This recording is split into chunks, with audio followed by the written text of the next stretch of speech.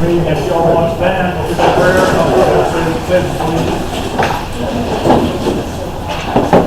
Dear gracious Heavenly Father, Lord, we just ask a special blessing on all those here this evening. Lord, we just ask you to bless us as we have this meeting. And we ask you to bless our county workers, be with them throughout this week, Lord, and be with them, all the people in the community. In Jesus' precious name we pray. Amen. Amen.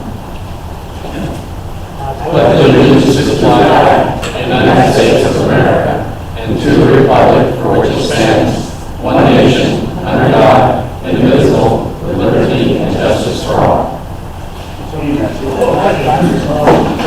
First Lady, oh, don't start. In Christ's sake. You need to write it down.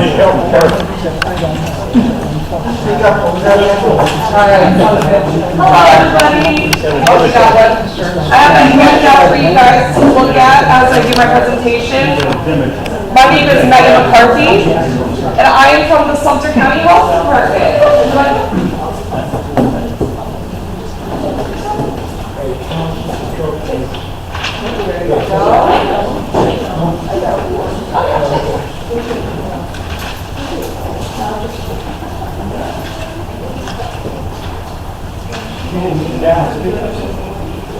And I'm just going to zip through this presentation, and it has a decent amount of information in it. The most of it's for your reference.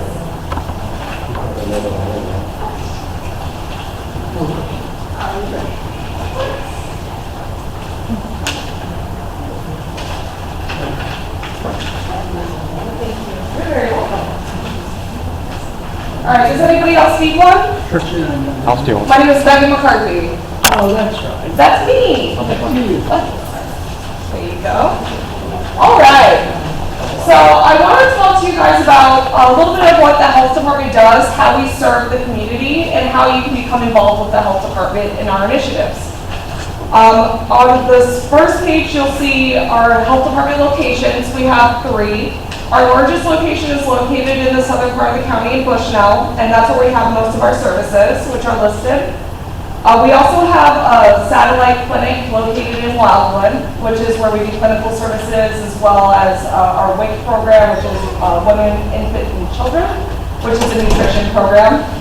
And the villages, where we mostly do vital statistics, which are birth and death records, as well as host our Medical Reserve Corps, which is our volunteer workforce. So what does public health mean? What does it do? The purpose of public health is not to look at an individual approach to health, but to look at health at the community level. We're treating whole populations rather than just an individual. So that's the core of what public health is about. Our core services include clinical services, which I'll go into, environmental health services, school health, infectious disease investigations and control, which I'll also refer to as epidemiology, which is the fancy word for saying disease investigator. We do public health preparedness, which is going to be things like hurricane sheltering and hurricane planning. We also have a variety of special programs, such as our So Safe Sumter program, our roller coaster program, and our Able Stable Well program, which I'll go into. And then, of course, community health planning, which is where the community can really get involved with the things that the health department does. So looking at page 3, our clinical services, we do sexually transmitted disease testing and treatment, tuberculosis testing and treatment. The majority of our services is going to be related to immunizations, so vaccinations, and then family health and planning. You'll see a chart on the right of slide 5. And this is a very special chart to me because this puts to rest a very common misconception about Sumter County. You may have heard that Sumter County has a horrible problem with STDs, or the villages. Yeah, right? Has everybody, raise your hand if you've heard that rumor, right? Yeah. Okay, I work in disease investigations primarily. It is not true, and I can show you that from this chart. So if you look at this chart, the line on the top is the rate per 100,000 population for bacterial sexually transmitted diseases. Bacterial transmitted sexual diseases are kind of what we use to gauge all sexually transmitted diseases in a community. because that's what we usually see peak first. What you see here is that top line is the Florida average. That line way on the bottom, that's Sumter County as a whole, not just the villages, that's all of Sumter County. We are well below the average for our grades of It's like section. 2007 was a hell of a year, though.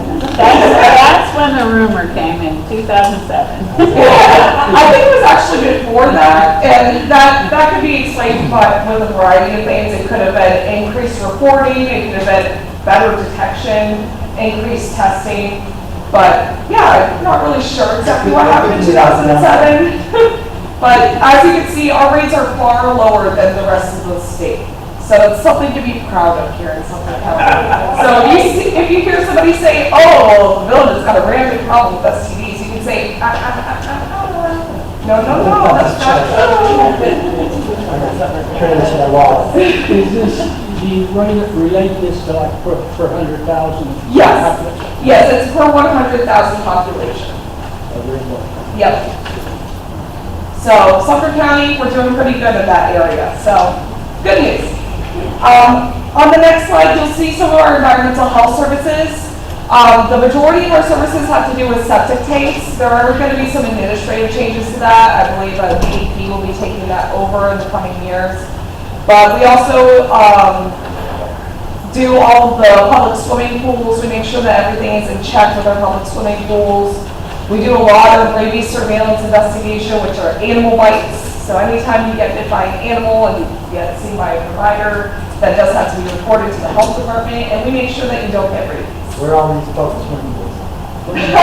So a community pool is not just open to everybody, but apartment complex or the recreational complexes and things like that. Campgrounds? I couldn't. Campgrounds, yes. I couldn't think of it until. Yeah, we actually don't have one public swimming pool in the county that's open to everybody. But we have plenty of community pools that are open to Like Pam. What's that? Like Pam. Lake Pam, yes. Going on, we also are heavily involved in school health. We have a wonderful partnership with our school health, or our school system here in the county. Wonderful relationship between the health department and the school system. And the way that we do school health is some of the school health nurses are health department employees, some of them are the school employees, and we do things like screenings, just general visits to the school nurse. And for those screenings, we do vision, hearing, scoliosis, and BMI, which is body mass index, which is looking at underweight and overweight. In 2022 to 2023, we had a total of 4,681 screenings and over 48,000 school visits, just in one single school year. And then going on to slide 8, which is infectious disease investigations and control. I know the font is really small on this slide, and I apologize, but the purpose of this slide is just to show you all the different diseases that are mandated to be reported to the health department. So if you get food poisoning and you go to the doctor and they diagnose you with salmonella, that gets reported to the health department, and we investigate that because we want to make sure that that salmonella doesn't turn into an outbreak. Or we want to identify if you're part of an outbreak so that we can stop it. So that's part of the work that we do in epidemiology or in the infectious disease investigation and control unit. Moving on to public health preparedness, we do, Before you move on, we have this bird flu in our cattle. There's a lot of cattle around here. no bird flu in our, there was one in Texas, There's a lot. but we haven't had any bird flu cases identified in cattle or in Florida. Well, it spreads fast. It's not significant public health right at this time. So going on to public health preparedness, we do a lot of planning when it comes to hurricane sheltering, and we man our special needs unit shelter. So special needs shelter, what that means is you have some kind of dependency on electricity, whether that be an oxygen generator or something like that. And you don't want to stay at home in case you lose power, you're dependent on that electricity. Or for other reasons. You can register for our special needs shelter, which is at the Wildwood Community Center at this time. And you can come to the community center, and as long as you're pre-registered, you even though we will take registrations out the door, but please pre-register. We will shelter you in the special needs shelter at the Wildwood Community Center. So you'll see some statistics there of different sheltering activations for different hurricanes and how many clients and caregivers we had for each activation. Moving on to slide 10, the Medical Reserve Corps. The Medical Reserve Corps is our workforce of volunteers that help us do special needs sheltering, that help us promote programs, that help us with basically anything that we might need help with. They're a very awesome group of people. You do not have to have a medical background to be a part of the Medical Reserve Corps. So if you're interested in joining the Medical Reserve Corps, my information is at the back of this packet. Please feel free to send me an email and I can connect you with the appropriate people. Moving on to page 6, slide 11. Swim Save Sumter. I love talking about this program.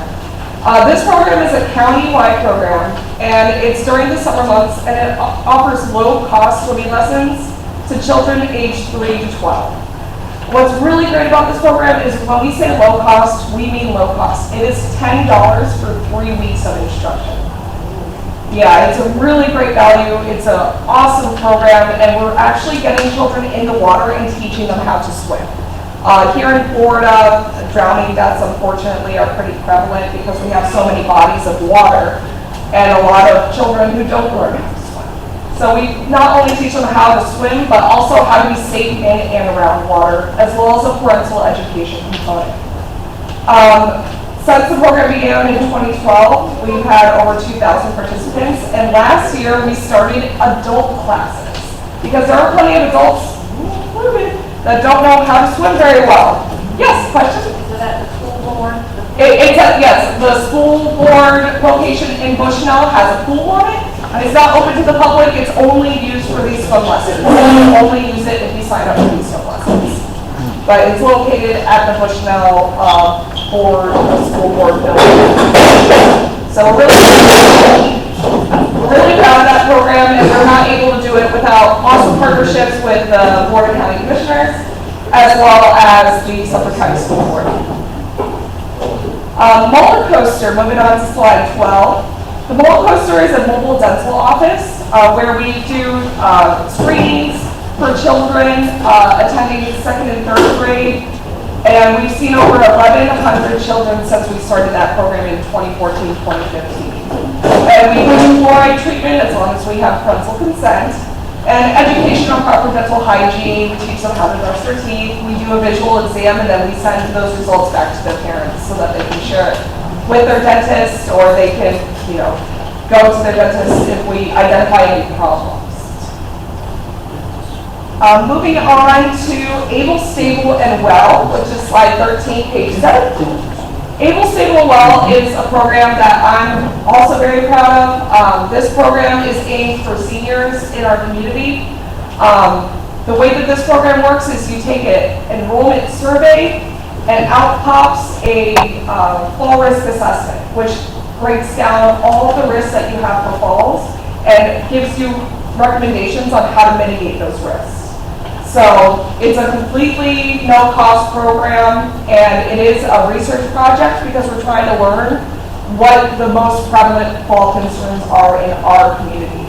There's a lot of research out there about falls in long-term care facilities or hospital settings and things like that, but not a lot of research out there about what the most prevalent fall risk factors are for community-dwelling older adults, which is the majority of the population that we have here. And falls are unfortunately a big problem in Sumter County, mostly due to our population demographic.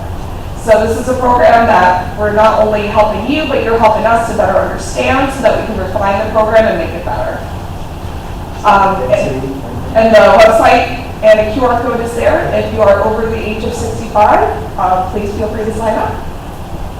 And now I'm going to go into our public health planning component. I'm just going to touch on public health accreditation, which is slide 14. Public health accreditation is a very important thing.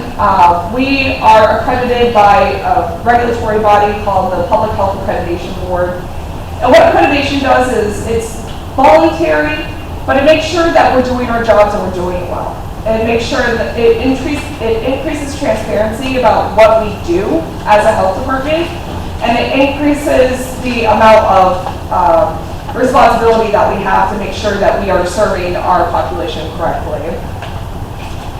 And one cool thing about Florida is we are the only integrated health system that is accredited by this regulatory body in the whole entire United States. So all 67 of our county health departments for each county are accredited, as well as our state health office. So that's a really proud accomplishment, and getting and maintaining that accreditation takes a lot of work. Yes? You give CPR accreditation? Good. Well, I know a lot of people, in order to go to work, have to have CPR accreditation in certain states. Oh, we don't do classes. Our MRC used to do classes, and I think that they're exploring doing those classes again. But if I'm not mistaken, other agencies within the county do CPR classes. Not under health? No? No, we don't do them. No.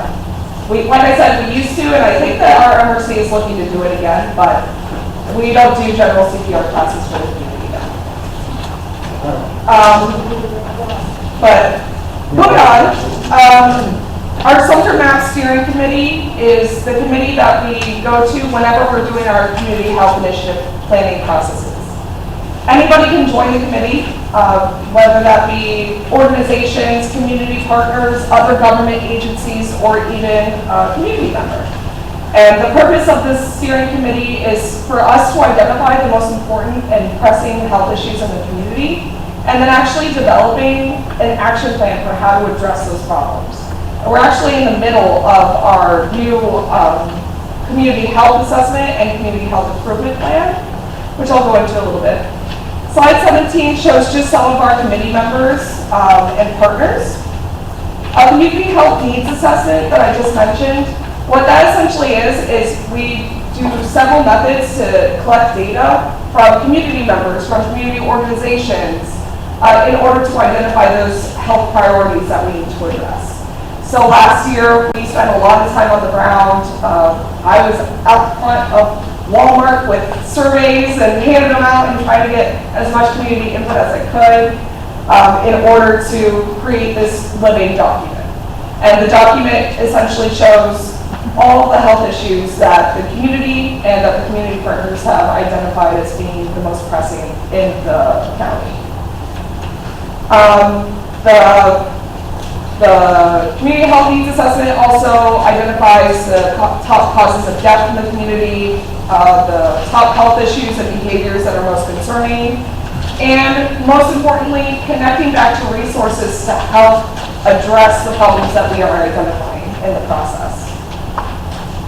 And like I said, going on to slide 20, community members were asked to complete a survey to better identify pressing health issues within the county.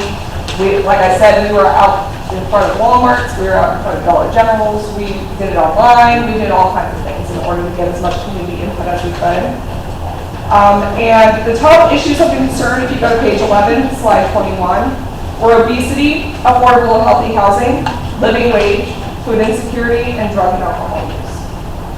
The identified priority health issues were access to health resources and behavioral health. So moving on to the last page, I want to invite anybody and everybody to join us. If any of this has interested you, even if you're just interested in being a spectator, I welcome you to join us. We are having 2 meetings next week, on Tuesday and on Thursday. On Tuesday, our meeting is focusing on access to health resources. On Thursday, our focus is behavioral health. And it's basically bringing resources, community partners, other agencies to a table. And at that table, we discuss how can we address this, and we actually come up with an action plan. Objectives that are measurable, actionable, all of that. So that's what we're going to be doing next week. And it is completely online, it is on Zoom. So if you're able to attend, the meeting dates and times are there. And my email is listed on the page. Please email me. I will send you the links, and you are more than welcome to join us, because the more input that we have from the community, the better. One question. Yes. Do we have a hospital in Sumter County? Yes, the Villages Regional Hospital. That's in. Yes, that's in Sumter County. Unfortunately, our only hospital. Inverness is a lot closer. Yeah, it depends on where you are in the county, but when you're in the southern part, you tend to go to outside hospitals. I will tell you that so-called hospital down again, the turnpike exit is down on 27. Yes, That's not a hospital. it's a freestanding ED. It's an emergency center. Yeah. I walked, went there the other night, and although we are big and have lots of rooms, this is emergency. Yeah, so that's one of So don't go freestanding. there with a heart attack, think you're gonna get, Right, they can't admit you, so freestanding emergency. that's the department. closest one here. Here, that's only 20 miles. This is 22. The one up in Sumter County is like 25. Right. Yeah, so it kind of depends on what your needs are, where you're Yeah, well, if you're going. having a heart attack, you don't know these things. Yeah. My contact information is on the very last slide. If you have any questions, concerns, suggestions, if you just want to tell me about your day, please feel free to reach out to me. I will talk forever. So please don't hesitate to reach out. I am here for you. I'm here to serve you. We're happy to do it. So thank you. So appreciate Megan doing the presentation. Some of the things that she mentioned as far as the partnership with Board of County Commissioners. So the Health Department is considered a quasi-county state agency. So the county does provide funding and does a lot of the partnerships. So as they go through and find data that leads to a need, then that's where the collaboration comes in regard to how to address it. So the Swim Safe Sumter is one of those programs looking at prevention of childhood drowning. So that's been a very strong and positive initiative. The motor coaster, you may or may not know, but none of our communities provide fluoride in the water system. Lake Pan doesn't have fluoride in the water system. None of the cities have it either. And that particular additive in water systems helps provide strength to your teeth, provides a protective coating component associated with that. So that's the reason why it was clear based on dental information in our county that there's a dental hygiene problem that we have here.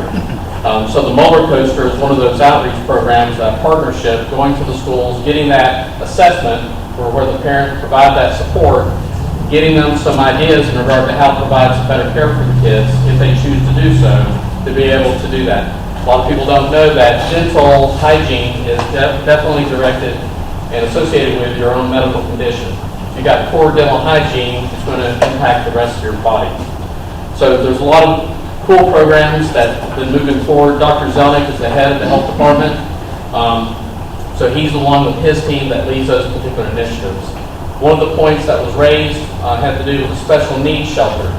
So right now it is in Wildwood, but the intent is to have that special needs shelter relocated to a better facility, a larger facility, and that it's intended to be in Sumterville at the 301, 470.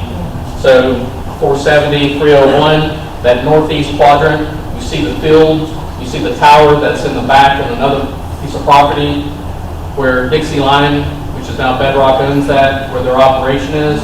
So Dixie Line and that mine operation is to the east, adjacent to the property where the county is going to be building 2 facilities.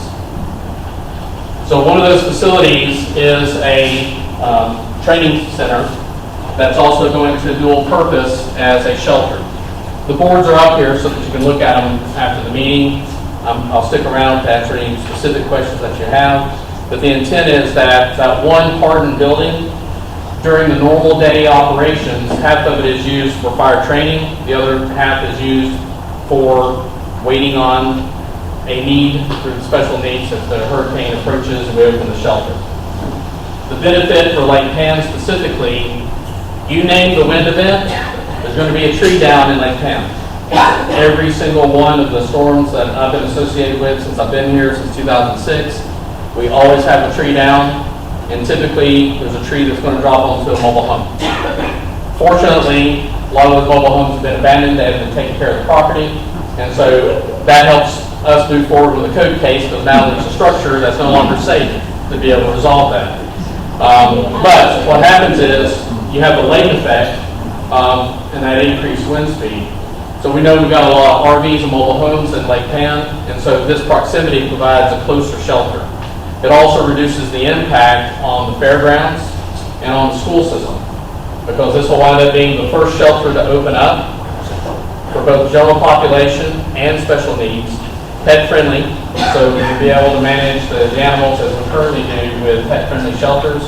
But with this being the first one to open up and the last one to close, that means that Cow Palace can be on reserve to be the second one down at the fairgrounds, and South Sumter High School cafeteria can be third in line, because right now it's second in line. So the quicker we can have the schools relieved to get kids back to school in the recovery period, that's beneficial for the entire family to be able to get back to normal routine while we're going through the recovery process. Irma was the one that really had the biggest impact on our community, because the Cow Palace was filled, South Sumter High School was filled. We started moving into Webster Elementary School was the next one, while the special needs was still moving forward. You saw the numbers that were associated with the special needs shelter in Wildwood, but we also moved to Wildwood Elementary School. As the storm continued to approach, and it was a Cat 1 headed towards us, which it was Cat 1 for part of the county, and then it dissipated back to tropical storm, that we wound up having the Sumterville Community Building, Bushel Community Building opened up, and then we actually had this building opened up, which is not a partner facility, but this was a location for last opportunity for refuge, because people were still on I-75 as the hurricane was hitting, and so they were getting people off the interstate wherever you could find a shelter, and this is one of those locations. So we hope that we don't get to that level of facilities opening up to be able to manage that, because it's not all about the people that live here in Sumter County to be sheltered. It's also about all the people that are evacuating. Since Irma came straight up the peninsula, everybody was evacuating to us in that particular storm. So more than half of the people who were sheltering were from Sumter County. So it is intended to have the training center, again, for fire, on the normal day-to-day operation, and shelter as it's needed for activation. And that is going to be located right next to where the Dixie Line property is at. It's going to be on that side. That tower is back here. That's on the adjacent property. We're also going to have another service center. This property is equidistant between the Village of Sumter County Service Center and Wildwood off of Powell Road and the courthouse complex. So the specific focus of this particular service center, and there's future expansion as required in the long-term growth of the county, but for right now, it's focused on having the tax collector have another location for all the driver's license newcomers that are coming in, that are both for Lake Pan area, but also as the villages continues to build all the way down toward Double's Corner. So you're going to have all of that doubling of population on the south side of 44 of the villages. So this provides another alternative for that particular process. Right now, if you go up to the Village of Sumter County Service Center on Powell Road, it's pretty busy. They've got it rolling regularly. So we want to make sure that it stays that way in regard to good customer service. That's the reason why this is another location to provide that. You'll also have another library.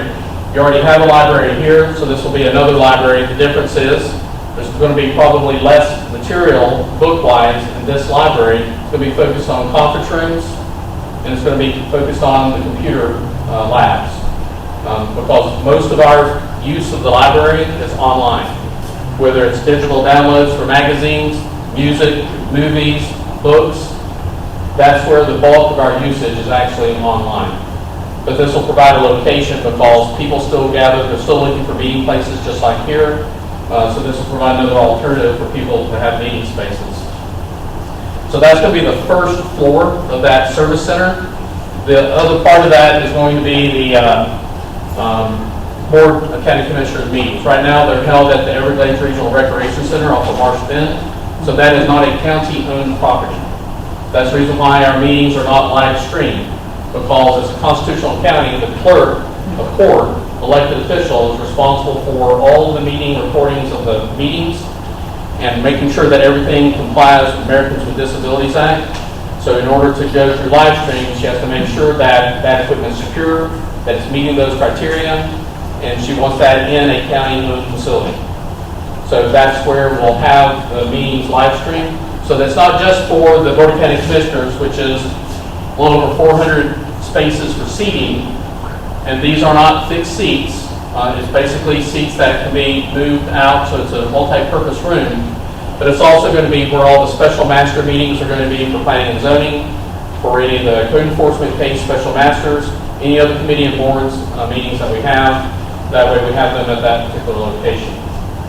This is not exactly where the old courthouse was. It's north of that. But basically it gets the service center where the board meets back to the center of the county, which sort of goes back to that proximity to the courthouse back when Lake County was part of Sumter County. On the second floor, it's going to be minimum services up there. It's just two different ones. The clerk of court is going to have an office there. So the clerk of court, you may or may not know, does a lot of marriages and does a lot of passports. And so this is another location to be able to provide that specific support. They do more than that, but that's where her annexes really have the bulk of the business are on those two particular issues. Where we currently have planning and building located at the Village Sumter County Service Center, that entire team will relocate to this location. Again, center to the county, because we not only provide the planning and building permitting for the unincorporated area, but we provide planning for Coleman, Center Hill, and Webster, and we handle the building permitting for all the cities except for Bushnell. So again, it makes it a little bit more convenient at that location. Also, where all the build-out is occurring, provide that proximity for the support, because as the villages goes through and builds new homes, there's a lag of about a year to 3 years where people wind up putting in pools, pool cages, expansions that require permits, and that's where we have a lot of the residents coming in for that. Yes, sir. Is it the permitting process, except for Bushnell? Correct. What about Wildwood? Now, we handle it for all but Bushnell. Bushnell handles their own building permitting. And Wildwood handle their own? We handle everybody's except Bushnell, so we handle Wildwood, Center Hill, Webster, and Coleman, and all the incorporated area. So that's the second floor of the service center. You'll see on the site plan when you come up and look at it, this is where the actual fire training grounds are located, where the fire training tower will be located.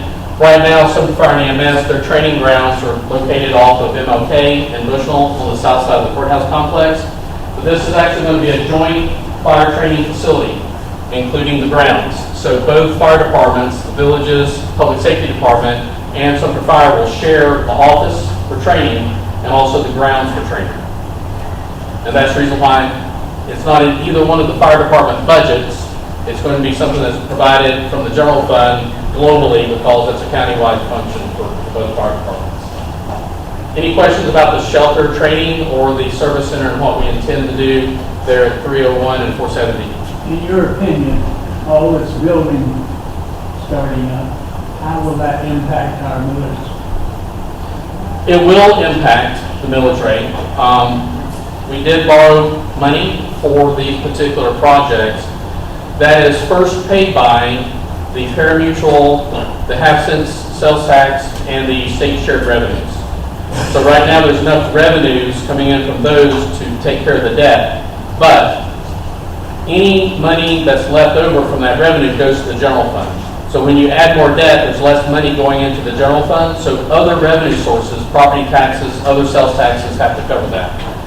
So that's not determined until we go through the budget cycle, although we projected those out in the pro forma on the debt in the current fiscal year budget, showing that it's not going to have an impact. But when you have other service costs, that's where you don't have that additional relief coming in, so it could. So we're not at that point to talk about the budget, because budget discussion with the board is not until the beginning of July. For next fiscal year, that starts October 1. What's our millage rate now? 5.19. Which I think is the lowest in the state. It's the lowest that Sumter County has ever had, present. What about the fire assessment? So the fire assessment is planned to go up. However, that discussion won't happen until the May workshop with the board. We'll present the study to the board. So it's intended in that, where you're currently paying $125 per improved parcel. You can see it going up significantly for the residential. That's significantly, you tried last year? Yes. Yeah, because last year was a countywide, looking at both fire departments. This one's specifically focusing on only funding Sumter Fire and EMS for your area. But also there'll be a municipal service taxing unit, so that's an ad valorem tax that's on top of that. The impacts are really going to be on the businesses, because they're going to be paying, going up from $125 per improved parcel to a rate per square foot. That's the reason why that study has to be presented to the board, find out if the board is comfortable with that. So March, last month, the board did go through in regard to first determining what level of service do they want to have from Sumter County EMS. So we presented 3 different levels of service, and the board chose the highest level of service, which has to do with maintaining staffing at all 9 fire stations that Sumter County EMS has in its service area, adding some additional personnel to make sure that we maintain that level of fire suppression capability, but also making sure that we have adequate personnel for full 6 ambulances staffing 24/7, as well as being able to ramp up all the way up to 8 ambulances if we need to based on the call volume. So back to health department in regard to, and also the response on the location of the hospital, that ALS transport is very important. That first response is extremely important. If you have a heart attack, I'm not sure why you're trying to drive, call 911. Call 911 because you may be emotionally in stress, trying caring for your spouse. Let somebody else help that driving component. That's what the transport's for. And so basically they can provide that on-site immediate starting the care and do the transport. You get to choose which hospital you want to go to, unless there's certain medical conditions that trigger that you need to go to something faster. But you can choose. We cannot kidnap you. You get to go where you want to go unless we get that trigger component. I know it's helicopter flight out here too. So there is lifeline, but the first component of that is that field response to make the determination whether that lifeline is required or not. If you do get a lifeline, it means that you really need it, and you'll be okay with the bill when you get it, because it's significantly higher than a ground transport. So that's where the board, in regard to level of service, they've given us that direction, so they understand what the cost is associated with that. So in May, back to the concern that was raised, we'll look at how those rates equal the revenue generation to cover the cost of that level of service. And so we'll need direction from the board. If the board gives me that direction, then we'll go in June and ask the board to set a public hearing at the tail end of July. So you'll still have an opportunity to come speak to the board during that public hearing process, but understand those rates are required for the revenue to cover the cost for the level of service that's going to be provided to you. Do you think that there's going to be a change in appraised value? Because that's the other side of the million. So that's the part that I cannot speak to, because you have an elected property appraiser, and that property appraiser is the only one that can answer a question related to any changes in valuation of property.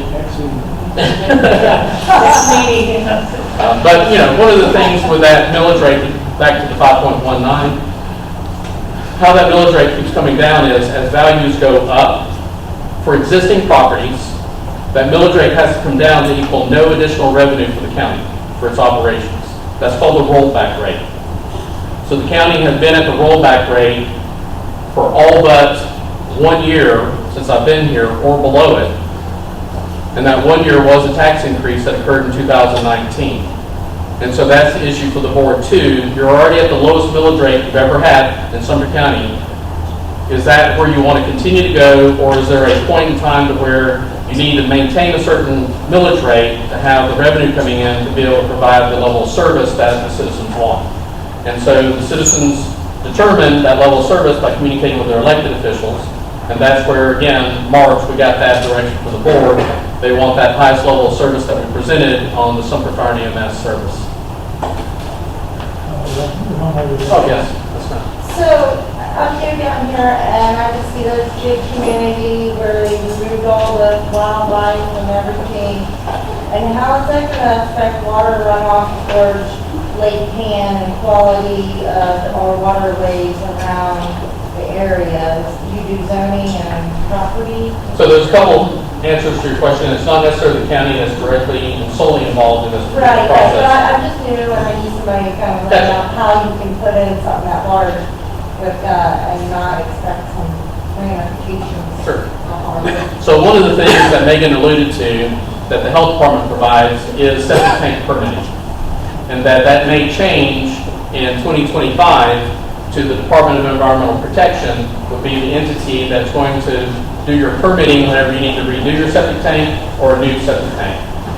The reason I'm bringing that up is the Department of Environmental Protection is the agency specifically responsible for water quality of the states of water, which includes Lake Panasoffkee as an example. So they could change it to make it harder for people who've been here longer, and then these new people, new community moves in and make that their upgraded water and sanitation, and we're gonna be stuck with shit. Okay, so if you'll give me an opportunity to answer the original question, Yeah, okay. and answer the second question. Okay.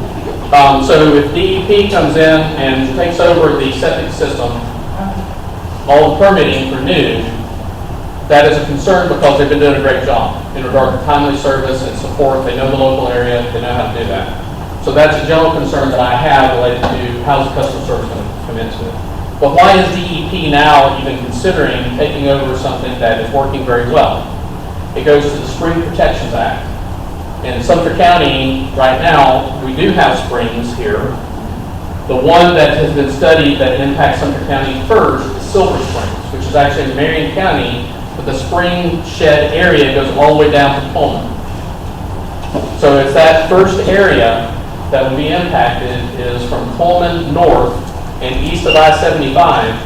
New septic tanks going in there under that particular best management practices under that act is going to have 3 times the cost of the new septic system to be able to have the nitrogen to be removed.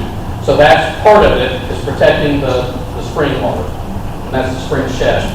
The second piece is the Water Management District, Southwest Florida Water Management District, is a state agency.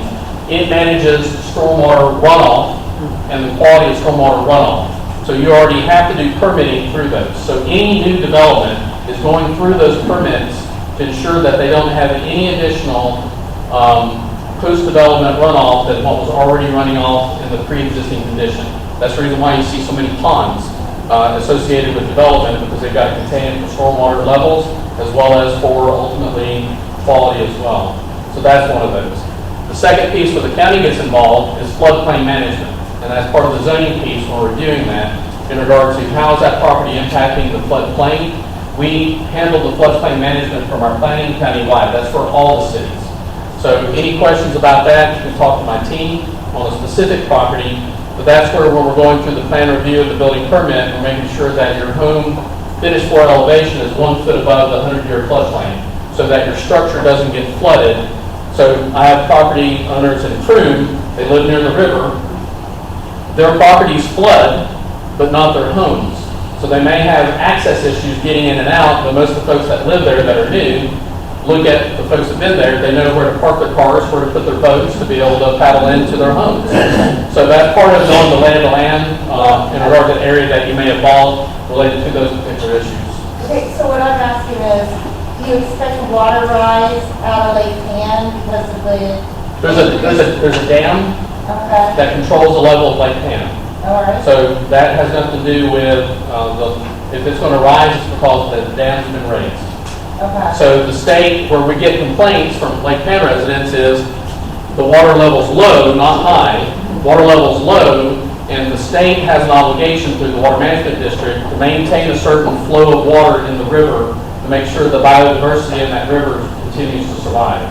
So that's where they'll lower the lake to be able to provide that flow to the river. Lake Panasoffkee is spring fed.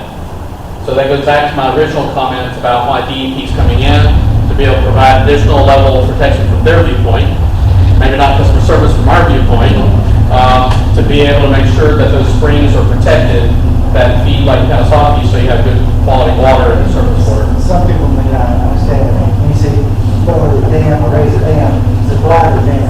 Correct. So it brings it over the wall. All right, so back to the buildings.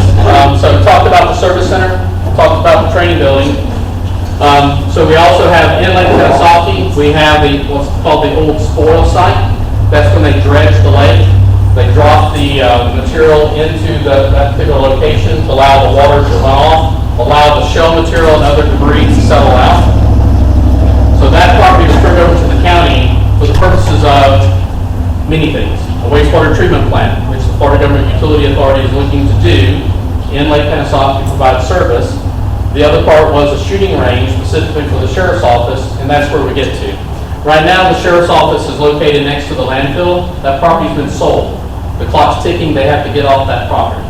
So this provides a facility for their special investigations unit. So it'll be a metal building for that. It'll provide for a training classroom building for either training needs as well as preparation for the gun range training, metal building, and then the actual gun range itself. So as you drive along I-75, you're headed south toward Bushnell, you see the long berm. The berm then breaks. You'll see some of our stockpile material. Some of that was from Irma, but some of it's from the road projects. It's where that stockpile material is where this footprint is located. That's where the new sheriff's training facility is going to go. So we're in the building permitting process right now from a timing standpoint. So the goal is to have them in that in October of this year. Where's the egress to? So if you go, you know where the Stivia facility is? If you turn left before you get to it, you'll go down to Dead End Road, there's a gate, and so that gate's the access point further up north. So this is on the tail end, you drive on the front between the ACMS landfill and this property and follow along the interstate to get back to that. It's going to be a secured facility, so you don't need to go back there. Will they be going down County Road 489 to get to that like they do now? Yes. What do those dump trucks take out of there? So that's the, when they dredge the lake, so any of the shell crackers, it's the shell, they're still doing that. So that was one of the contractual leftovers. Water Management District still wanted to have access to that material in that particular area because they use that at the different parks for the parking because that's considered pervious material so that the water will drain, and so they use that at their different parks. So might they finally pay County Road 489 for all this other traffic that's coming in there now? This should not have a lot of traffic, but the answer to your question is, I don't have the answer off the top of my head in regard to when that is scheduled. 489 is still reasonably good shape. I know it had an overlay, I'm going to say probably 8-9 years ago. So there was some improvement from where the landfill access point is back to 470. Yeah, but try going the other way with the Stevia traffic. Now they have all the school traffic going out that, not to mention all the dump trucks. The road's getting pretty bad. Now, is it as bad as 470? No, but it is getting pretty bad. And the turnoff, instead of going left, where you're talking about going right to the Stevia, they have patched that to where they can't patch it anymore. We have, and fix that. I agree with you on that road that runs back towards the school in front of the stadium. Yes. We are monitoring that, and you're correct. We've done some drag box work out there. That's a bad road. So that one will probably be hitting before the 489, just saying that. But we are monitoring that because that's an agribusiness, and so they get to bypass a lot of permittings and any type of mitigation for impacts. And so we're still good partners with them. We're glad that they're there in Lake Panasoffkee. So the next building, last building to talk about, and that one's a little bit hard to see from this direction, but it's the new supervisor elections building. It's going to be built on the south end of the courthouse complex. So it's going to double the warehouse size because we're about to double the number of election sites as the villages and the rest of the development continues to grow. So that will provide a new facility for the supervisor elections to be able to house, and that has to meet all the Homeland Security criteria for the building, the fencing, the monitoring, everything else for that. So the old facility that's right across the Public Works and the courthouse complex, we'll have our centralized purchasing make use of that warehouse because right now we're stuck all in the Public Works building and different locations. So they'll provide, again, a better centralized warehousing for centralized purchasing. Yes, sir. Oh, back to the service center. Yes. How many, what percentage of the staff are going to be volunteers or staff, and when do you plan on starting it, and when do you think it will be complete? Sure. So I'll start with the supervisor elections piece, just to go in that reverse order. Yes. So that project is intended to be completed July of 2025. The sheriff's office, we have to get that started so that they can be occupying in October. So that's the fast-paced one. They're already turning dirt on that one. This one, we're going through the permitting process, because the availability is not going to take that much time to be able to get those put in place. This one, we're actually in the design development stage right now on the plans. I'll be meeting with stakeholders again this month to go through, make sure everything's checked in the box. You'll see when you come up here some of the renderings. the board has already passed a resolution. It'll be called the Gloria Rowe Hayward Sumter County Service Center. So that's in honor of Gloria Hayward, who's our clerk of court, who's been serving for well over 40 years in that particular office, not necessarily as elected official, but in that particular office. So this project, we intend to be in it January of 2026. And that includes the shelter and fire training facility as well. Sorry. Is there road improvements plan as part of this? No, good question. So for the road improvements, there's several other outside the property improvements that are occurring. 301, first of all, the demarcation point is they don't go any further south than 470. So they're going to be widening 301 up to 44. They're going to actually stop short at the Turnpike interchange. Right now they're putting in the temporary signals at the off-ramp, on-ramps at the 301 and the Turnpike. Yes. So it'll actually go around forward. So that's only a resurfacing. So Turnpike is going to replace the bridge at 301, and they're going to redo that. So Turnpike will be carrying that segment from the interchange at 301 and Turnpike up to 44. The problem that I have, and I've talked to DOT about it, with this widening, it doesn't resolve, it makes it actually worse for the merge at 471 and 301, because now you're merging to where you got a 4-lane facility, you're going to have more crossings like this. They've already done a concept design to be able to resolve that, but they cannot add it in this project. But the nice thing is DOT has communicated with me that once they have the design build contractor in hand, they'll come back to the county and see if we, county, will pay for that improvement to advance it versus waiting for some type of future programming. I'll be recommending to the board we use road impact fee monies to do that, because I know it's going to be a safety issue, and I'd rather go ahead and advance it than wait. Go ahead and have it incorporated in the widening of the 301 project. For 470, we are using the American Rescue Plan Act dollars to bring water and sewer up to this intersection. That'll ultimately be able to serve this service center, but there'll be a turn lane that'll be associated with accessing here. That's the only improvement on 470 that's planned. It's just the turn lane access point for that facility. Is that coming off that line and coming up 475 now? No, the 470 is a separate project. So the line on 475 is strictly water, and we stopped it short of the CSX, and that was also American Rescue Plan Act dollars, and the county did that, and is turning that over to the City of Bushnell. City of Bushnell is going to go through their process to cross CSX, connect up to the line that the county put in a while back when I was here, down 470. So they'll loop the Bushnell system and the Sumterville system. So we'll actually be connecting where it's already at the Langley area. This is where we'll connect on the water line in the 470 301 area. And the lift station at Langley is where we'll have the force main from this lift station. We'll pump to that lift station at Langley. So we'll go north to Shady Brook or not? It'll cut short to just 301 and 470. So yes, it's very near the Shady Brook. And of course, there's if you know, the Shady Brook RV Park has been acquired by developers, and so they're looking at doing some long-term development of that process. The nice thing is they are talking to me about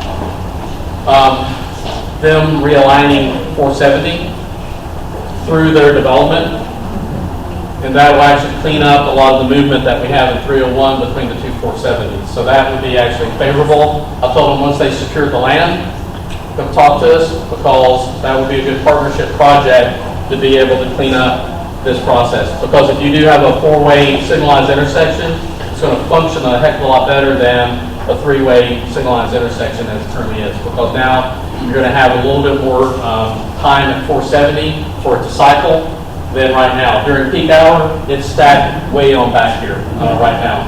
Next question. Are they realigning 470 yet again off the bridge?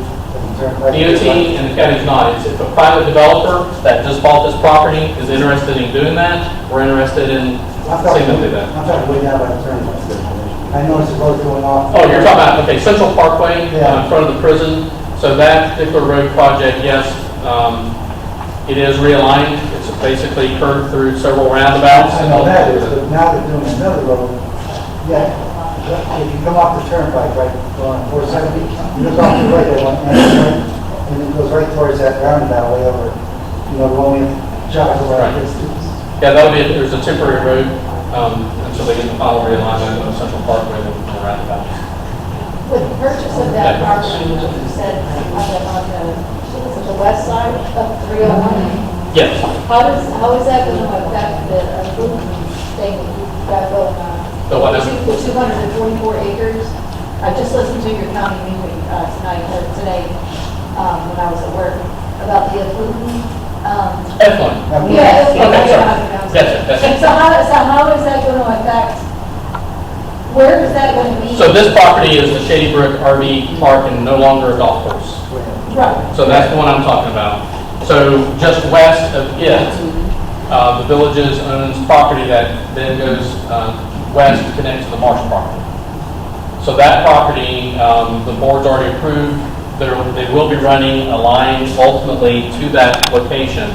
And so those will be rapid infiltration ponds at that location. So where you see near Marsh Bend Trail and Central Parkway, the wastewater treatment system that's there near Middleton, they'll treat it, they'll pipe it for what they can't use for the reuse component, and it'll be deposited in those particular rapid infiltration ponds. But it's going to be on the other side of where it's Yes, through? that's correct. It's going to be further west. Oh, okay. Yeah, that's correct. That's Yes. perfect. It's going to be further west. North and south. Yes. Okay. Yeah, I understand your question a while ago, that the water that comes into the Lake Pan, there's absolutely nothing done to it, and the doctor is told me that. No, I was talking about fluoride, that there's no fluoridation that's added to any community water system. Yes, sir. Yeah, there's still treatment for all the water systems, just not fluoride is not added as an additive. Yeah. Yes, sir.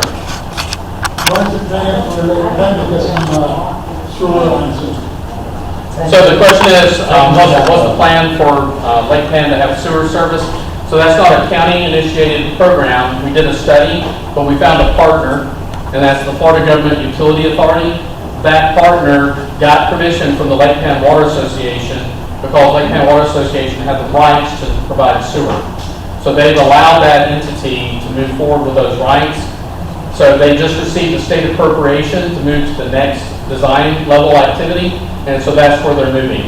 I know that because of the state appropriation piece, but I also know that they, at the Florida Government Utility Authority, reached out to David Springstead for additional data from the Lake Pan Water Association to feed into that design activity. So we're still, as a county, still a partner with the property north of the sheriff's training facility for a future wastewater treatment plant to be located there. So it's still going to take time. 10 years is my guess for that time frame. It's going to take time for the treatment plant, but they're moving forward, so they're not letting go of that initiative. Yeah. Is that RV park still on the? Yes, Kiva? dog park? Yes. That's still on the. It is. I was going to ask you about the sewage, and you said 10 years probably before the sewage comes in, and then what happens with the people that have septic systems? They just can't renew the septic system, they have to tie into central sewage, Yes. and the taxation is added on to our law tax. Yes. That is their plan, is to have both an assessment as well as the charges for connection, as well as charges for usage. So the greater the density, the lower the cost. The more people that jump on early, the lower the cost for the rest of the group. But that was just part of their rate study calculations that we presented to the board. So that opportunity is there, but it's going to, again, they got to go through the next phase of their design work activity because they start refining what those costs actually look like. You mentioned contract with private contractors, or whatever. So, is there a watchdog committee or watchdog person when we do contracts with an outside contractor? Yes, sir. So the supervised elections facility is Mark Cook Builders. They're local. We've done work with them. The assistant county administrator is actually managing that project. These are mine. So I'm the one that's managing these with Ajax, which is a design build firm. So that's one. I've got other folks in Public Works that do some of the smaller projects. New fellow that's on board, our Assistant Public Works Director, Facilities and Parks, try to make sure that he's focusing on the maintenance and predictive maintenance for the existing facilities. But he's the one that's managing the solar facility behind the jail. So if you go on the back side of the courthouse property, you'll see some solar. So we're about to get that hopefully energized next month. And so that'll reduce our cost. Love Bushnell, they're our electric provider, but they're expensive. So going to solar, we intend to be able to get a return on investment within 10 years of that infrastructure. And that'll provide power to the courthouse, but Bushnell's still our backup electric provider if there's a failure with that system for whatever reason. You have a question, sir? Couple of them. Sheriff's office is being sold. What's that going to turn into? What's happening there? Yeah. What's from the short term, what are the plans for Lake Pan and some of the long term? Okay. So the landfill that's in Bushnell, that is Mount Bushnell, so you can see. They bought the county's property where the sheriff's training facility is located, as well as the old landfill that the county had. It wasn't operating, but basically it had already closed. We've gone through all the environmental reviews. It was signed off from DEP as we don't have to monitor it anymore. But I'm glad a private sector wanted to buy it. And so the money that we received is going towards this particular project as well. So what are they going to use it for? They'll continue to expand the landfill. Here in Bushnell? City of Bushnell, that's right. So they'll be required to monitor it. Yeah, so they have their own DEP permit for monitoring. But yeah, they already have their plans already gone through the city council for the City of Bushnell for the next phase of the landfill continuing to be there. Is that the raise that they're doing? Is that why they raised the rates out there? And is that going to be? No. That's so the citizens. So that's a different operation. Yeah. So that's a private landfill that's out there. So they bring in trash from Marion County, Lake County, Sumter County. Goes to that location. So the citizen drop-off location where the rates are going up July 1, that is county facility for people that don't have curbside pickup, that aren't paying for that. That's an opportunity for them to come drop it off. We want to make sure that the fees that we're charging cover our cost to provide that. So that's the reason why the fees are going up, because the cost of disposal is going up in general. So that way, anybody that's paying for their curbside pickup, they're not subsidizing that operation also. So the fees are covering that. The only thing the county provides, general fund, with the fees covering that is the household hazardous amnesty days that we do 4 times a year, 1 at Public Works now and 3 at Lake Panasoffkee. And so it'll probably wind up shifting to 2 at Lake Panasoffkee, 2 in Bushnell as we see more of the villages developing. Because that new batch of village residents, they always have the leftover paint in the garage and they don't know what to do with it. And so, we always advise them, you could let it go dry, you can put stuff in it, you can dispose it at that point in time in normal trash. They typically don't, so they bring it to us liquid and handle it that way. So that's the general fund that's provided countywide for any resident to come and participate in that program. So back to your other questions that you had. So short term for Lake Panasoffkee, is the outlet bridge. We've submitted for a federal grant to replace the outlet bridge. Y'all may not know that that bridge is old and it's wooden timbers. That's right where the outlet park is when you go 470. That is, that's. Bridge over the outlet. Yeah. There was a lot of traffic that went over that bridge this one Yeah. day. So the bridge needs to be replaced. That's, it needs to be replaced. I'm not, need to be replaced. So that's a short-term goal. We know we need to do that. Another one is we have some grant from the state that's programmed for work on 470. That's another short-term program. When I say short-term, I'm talking about in the 5-year window, okay? So that's, those are 2 big projects that are planned for Lake Pan. We actually have another grant for the 400 area close to the outlet river that regularly floods in that area. We're able to get a sustainability grant to be able to look at what we can do there. The Water Management District wasn't giving us a lot of green light to do what we engineering-wise think we need to do in that area. So this grant and study will help convince the Water Management District to give us permits that we need to do the work to be able to keep it from flooding in that particular area. That's another short-term activity that we're doing. Long-term is the sewer service. Again, our partnership with the Florida Government Utility Authority. To me, that's probably the one big game changer when that takes place, because it'll help get people off the septic systems. It'll help provide longer-term help to the lake, and it'll also help economic development within Lake Panasoffkee, because many businesses won't come here because they don't want to deal with the septic system. And even Catfish Johnny's, I know when they went through and did the replacement, that was like $35,000, $40,000 replacement for that system that they have out there. And but if you're going to have a large volume restaurant, those type of things, they want to be in a centralized sewer, not a septic system. So that's the game changer. I think it'll change some of the downtown type of businesses that you'll get, because it will raise the value, it'll raise the opportunity, and Kiva coming in with a large RV park, there's other development that may wind up coming in that'll seize on that opportunity as well. Yeah, you said that's in your map. I do.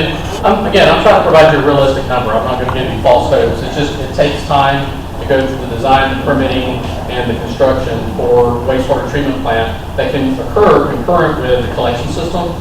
And again, the more people that are ready to tie in, saying, please sign me up, kind of stuff, helps in that particular process, because now they can sort of count on those number of connections coming on early, and that helps on the revenue stream projections. What's that mean? How many good stuff do we set to see with that? Not off the top of my head. We actually have that in our budget when we're going to have the grant come in. I'm going to say it's 2026. I thought it was in this year. I think it's in it this year, and that's what I'm saying. I don't have the picture in my mind of the budget of when the grant monies are coming in. Yes, sir. Can we get the 470 to be paid in the businesses are there and they go through the Yeah, that is one of the grant program. That is a grant that we do have, but it's in an out year. And so once we have that, we get to that out year, we'll start that I'm here project. 7 years and I hear the same thing. We didn't have the grant years ago. Why do I didn't we know all we had it. depend on grants? Sir? In Lake Panasoffkee, only depends on grants. No, sir. Is anything done? No, so there's several projects that we have, even in the villages area. We've got a grant for some of the village resurfacing that we're moving forward with current year. I can honestly say 466, I got repaid 4 times since I've been here. Yes, the villages, they didn't get to do Here's it the what? thing. I know you guys are looking down at us and all that, but you know what, you need to wake up and bring us up to date. Seriously. I hear That you. road should not be like that, especially to the business section. Gotcha. And I've given you an answer. There is grant funding that is programmed at the state level for 470. Yes, ma'am. So the protection ponds that are being used in Shady Lake, what kind of treatment are they going to be processing? So the ones that are west of the Shady Brook area, the wastewater would have already been treated. So this is, instead of having a spray field, it goes into a rapid infiltration pond as the final disposal. So that's what that is. And then there's no access, no input influx on our input from the lake.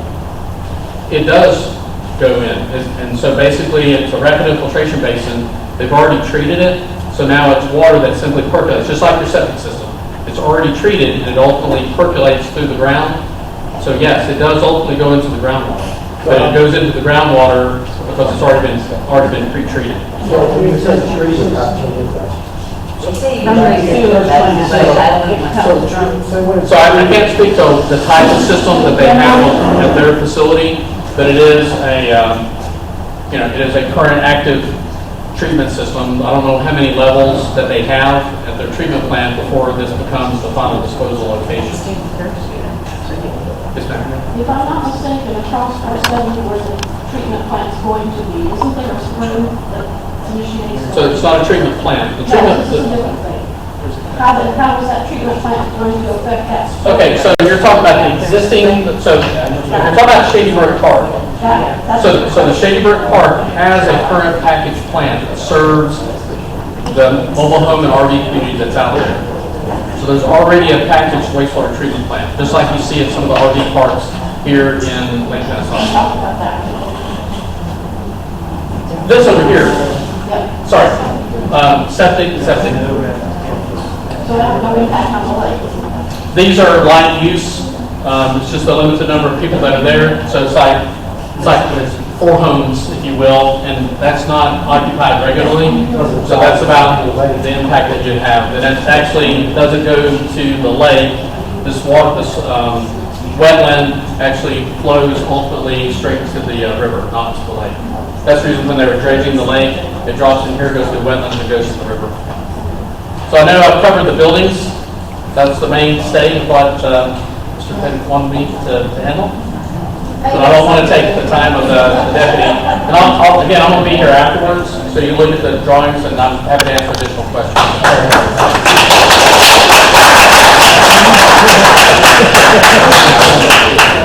You guys still want to listen? I'll only be a few minutes. I just want to give you guys some pointers on how to avoid scams. I'm Detective Jeff Cohen. I work out of our Powell Road office, but I get all the financial crimes for the whole county. So I don't want to see any of your names in reports, because that means you're fraud victims. So my goal when I give these presentations is trying to get you guys to think about some things you might not think about normally, and to not fall victim. And one of the things too I want to talk about is our app, before I forget, which is extremely important. We have a free app. If you guys don't know, does anybody have our app? Okay, it's available on Android and Apple. It's free. Sumter County Sheriff's Office. You can search for that. Make sure it's Florida though, because there is a South Carolina, which probably has good info, but not for you. And there's a lot of information on the app. You can see who's in jail. You can see current traffic alerts. But what I monitor is on the lower left-hand corner called Sumter Scam Sting. And this, I can tell you, no other surrounding agency has anything like this. Our agency is extremely proactive. I'm not tooting my own horn. I know my boss is sitting right there. But our administration is super proactive in trying to prevent frauds. I deal with other agencies all the time, and nobody else has this. So what this is good for is twofold. One, you can read about blog posts that other people have posted, other citizens like yourself. So you got a suspicious phone call, suspicious email, somebody suspicious came to your door trying to sell you a refrigerator, solar panels, or something. And you didn't fall victim, but you want to let other people know about it. Okay? It is not a means to call 9 to report a crime. The other feature I'll tell you about is how to post a blog entry. It'll have a pop-up telling you in case of an emergency, call 911. But we want you to read that blog entry, and hopefully in the future, if you see something similar to that you encounter, that you may say, hey, you know what, that sounds like something I read about. I better not give my money. Okay? And we want you to think about what you're doing before you do it. And that's the biggest thing that the scammers don't want you to do, is think about what they're asking you to do. It's heat of the moment, right now. Don't hang up. And they'll stay on the phone with you and have you do stuff so that if you have to go to the store, they're telling you to buy gift cards, they can hear what the clerk's telling you so that they can tell you what to tell the clerk to get you to sell the gift cards. We try to educate our banks and our businesses about, possible scams, and we've had victims that they've gone to a couple different stores to buy gift cards, and the clerks in the stores have said, hey, this is a scam, you probably shouldn't do this, and they still did it. So ultimately, if you're going to want to buy the gift card, you're going to buy the gift card. We just want you to think about it. Okay? So you can read about, there's different entries for computer crimes, social media, emails, text messages. The other way is you can post a blog entry. You post a blog entry, you can remain completely anonymous. The only thing we kindly ask is maybe what road you're on. You don't have to give your house number, just so we can kind of track where things are happening. And then there'll be different categories, whether computer related, telephone related, social media related, and then you'll have a little description. You can put what you want, and then I get a little ding that somebody posted an entry. And I'll look at it, I'll make sure it's relevant to the topic, take out some of the curse words people put in there, and then I'll post it. As long as you have your push notifications enabled, you'll get a little ding that there's a new entry. We also post up on our Facebook page as well, different scams, okay? So, again, real quick, just if you're getting a phone call, be careful if you're getting an unsolicited phone call or an unsolicited email. Make sure you know who the email's coming from. On a telephone, you don't know who's calling you. Even if you say you recognize the voice with AI now, artificial intelligence, they're making people sound like everybody. So when you have somebody calling you that you don't expect, you don't know who they are. So please, we have a no numbers campaign. Don't give social security numbers, don't give bank account numbers, don't give gift card numbers, don't give cryptocurrency digital wallet accounts. Everybody know what cryptocurrency is? No? Do you have a crypto ATM in the hardware store? No. They're popping up everywhere. You guys laugh, but a lot of Circle K's and Walgreens have them. And you may say, I've never dealt with cryptocurrency before, but the scammer will teach you on the phone how to do it in 5 minutes. You'll be sending money. And in these ATMs, it's 10 and 15 grand at a time in cash. People are putting in there. So when you're getting unsolicited communication, what's that? He'll catch up. But you can make a lot of money doing it. But the crypto ATMs, let's face it, there are legitimate ways to invest in cryptocurrency. The ATMs are not the best way to do it, and that's why the ATMs charge a huge service fee to use them. There's a lot of nefarious purposes to the ATMs because if you have cryptocurrency, right? If you went to the regular ATM right now and you had a choice and it said there's going to be a $20 service fee to take out $100. You're like, oh, that's very high, right? What if you go to the bank and it's only, it's free, or maybe $2 or something by some other means? And that's why people the crypto ATMs, they're charging high rates because they kind of know people that are going there are, up to no good. But they are everywhere. They're not illegal. So, but just right?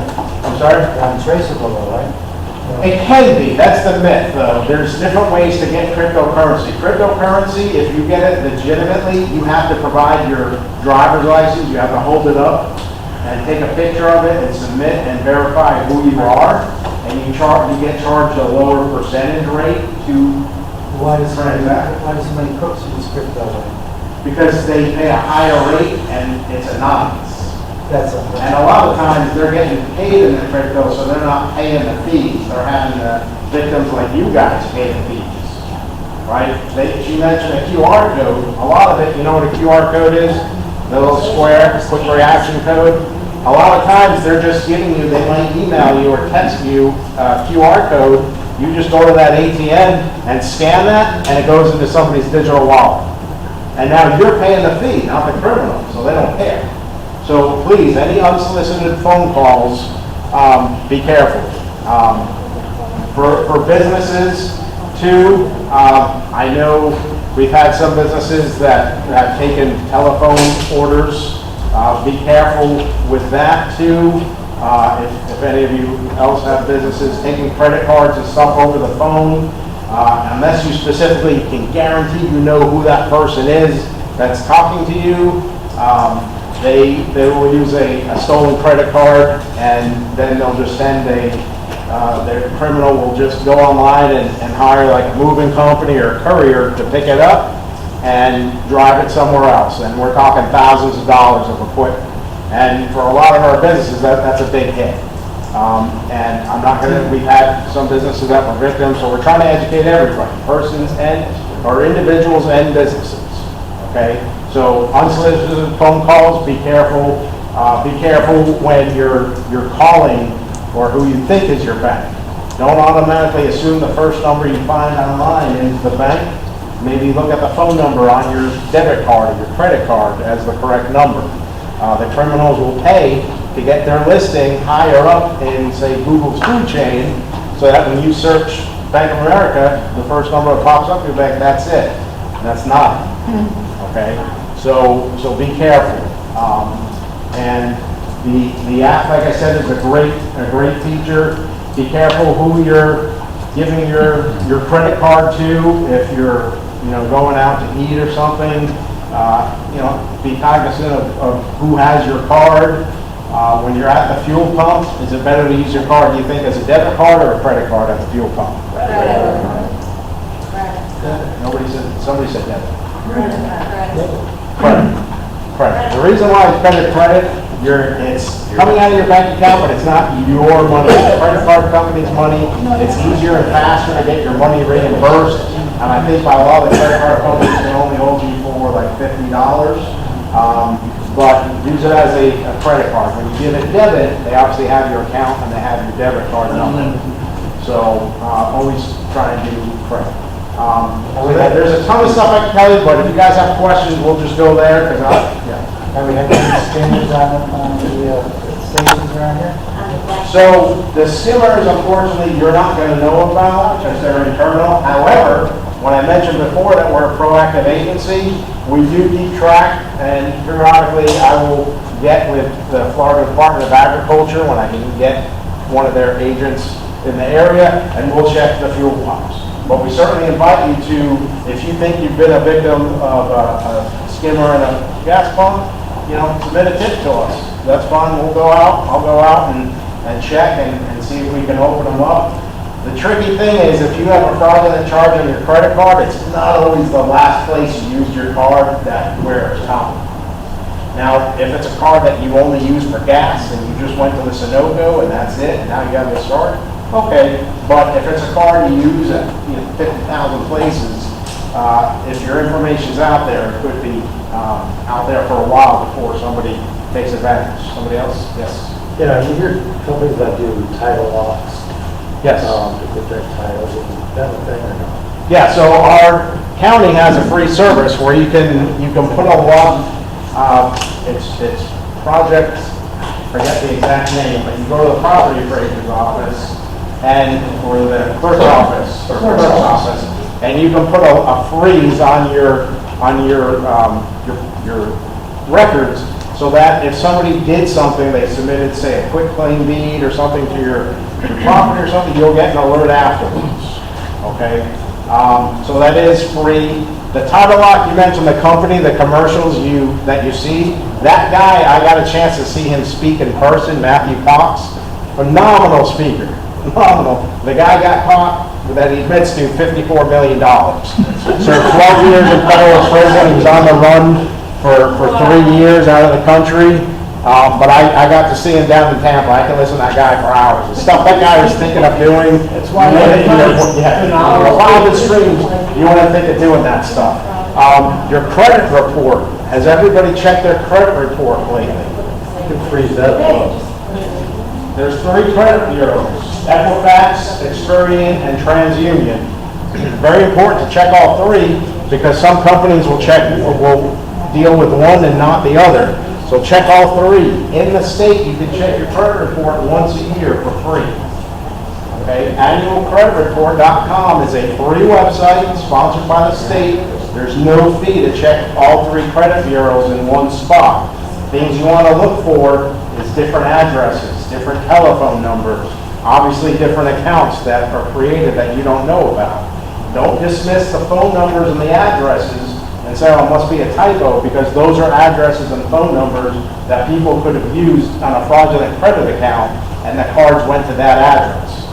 Always keep track of mail to that, with the addresses of mail you normally receive that you stop receiving.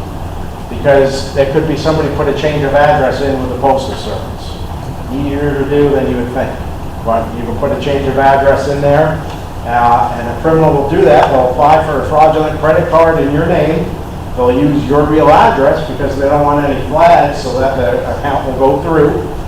The credit card company thinks they're mailing it to you, but then the change of address comes in and you'll never know about the card, right? Because you didn't order it, it didn't come mailed to you, but then you get a phone call from the collections agency. And now they're gonna, So, any other questions? And I'll finish by telling you how to report stuff to us and what I need. So if you are a victim, okay, which I hope never any of you are, all right, no matter how careful you guys are too, please don't think that there's no way possible that you'll fall victim. I don't want to scare you, I just want to alert you. Because there's things out of your control that can make you a victim. A data breach with a doctor's office you deal with. A store, Home Depot, Target, they've all had data breaches. AT&T just advertised a data breach. All right, and these are the companies telling you about data breaches. To some not, probably, but you could be as careful as you want, and there'd be stuff out of your control. So if you think you're a victim, by all means, contact your bank or your credit card company first. Get that card stopped and get your account number changed, okay? And then try and obtain the documentation of whatever happened. If it's a fraudulent credit card charge, get a copy of your statement from the bank.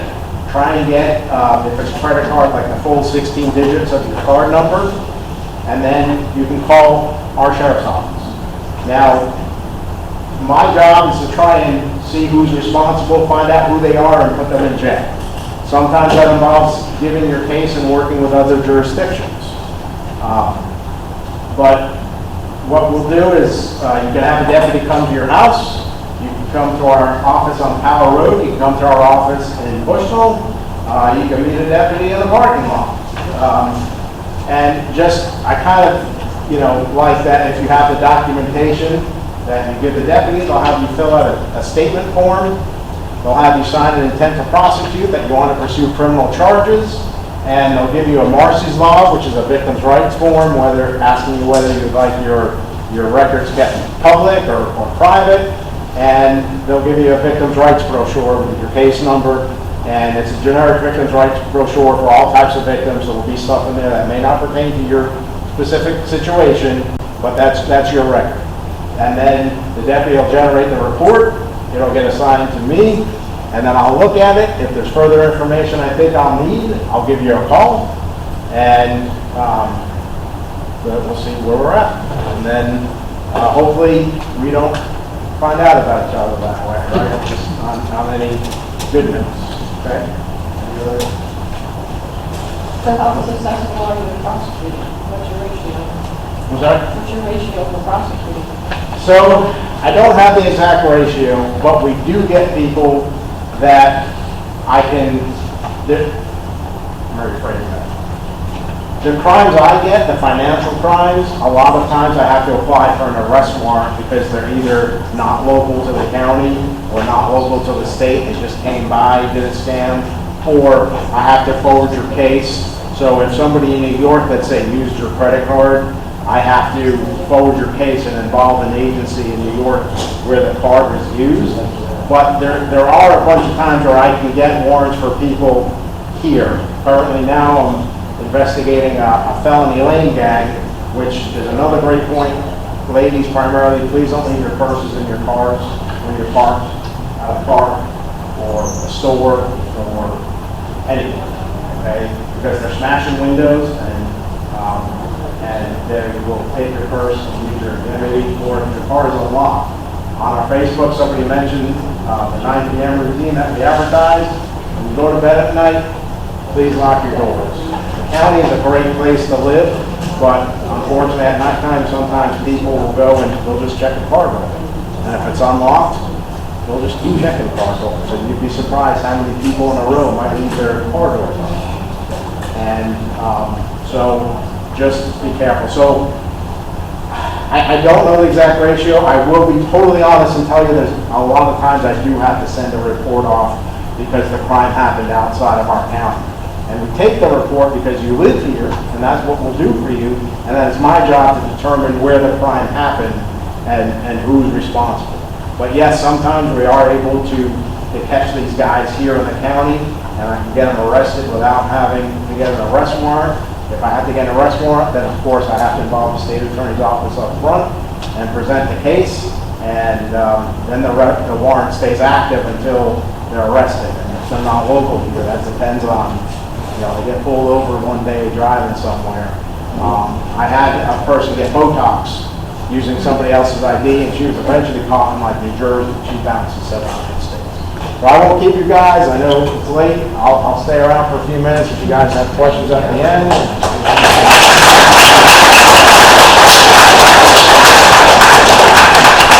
Thank you all for coming, and Sheriff Department, and